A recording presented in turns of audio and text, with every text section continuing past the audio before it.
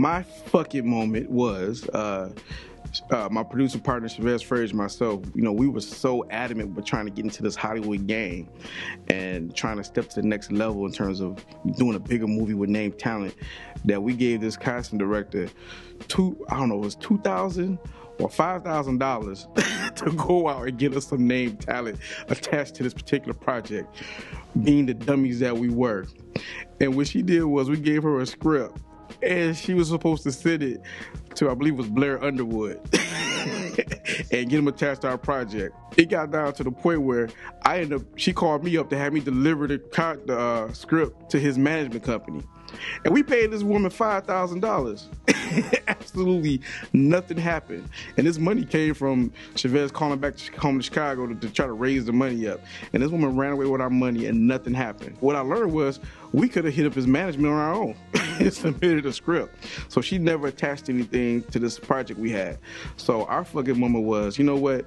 We're just gonna do this thing on our own. We're not gonna sit there and go through the ringer. And I got mad and I wrote this movie called Dysfunctional Friends, which is a completely different movie from the one we were trying to do. And that was the movie that kind of started my career. And it all came from talking to Chavez, understanding we kind of blew off some money, and him kind of saying we need to do this on our own, we need to step our game up.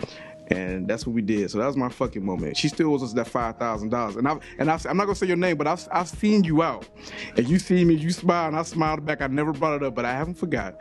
Some of the challenges in Hollywood as far as diversity and inclusion, man, it's hard. My resume is so frustrating because my resume is pretty long. I've done quite a few movies that done pretty well, and you know, a guy straight out of USC or a trust fund guy come right in and get a $20 million budget, his first movie out.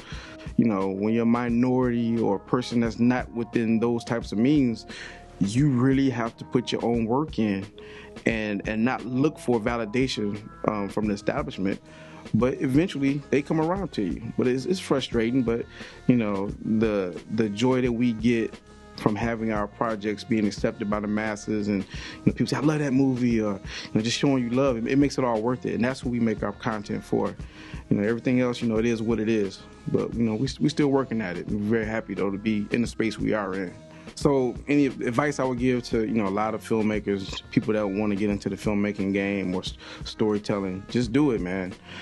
Technology is, you know, we're sitting right here, cameras here, lights here, it's at your disposal. A platform for people to see your work is at your disposal. Online is at your disposal. And you actually have to get out there and just start shooting and learn the craft, understand your audience, understand writing and storytelling, and start putting stuff together. People will start to see your work, doors will start to open, and things will happen for you. I'm a perfect example of that. One thing I just want to say, like, to anybody that's looking to create their own business, whether it be a filmmaker or anything else, it's like, you just gotta go do it, man. You don't have to wait for permission to get from anybody. Nobody has permission over your life and what you want to do.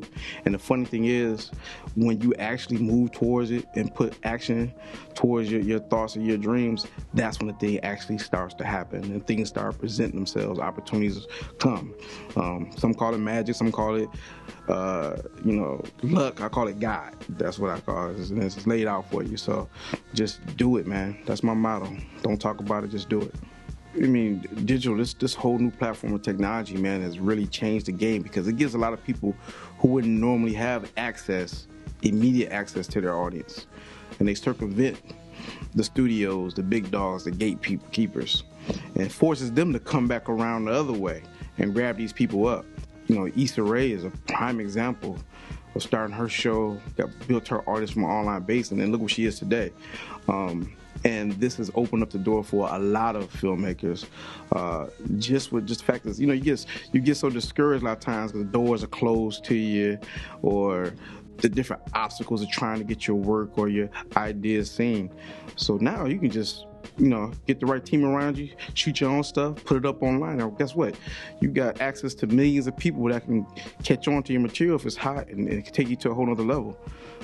It's definitely changed the game, and it definitely changed the way I approach filmmaking.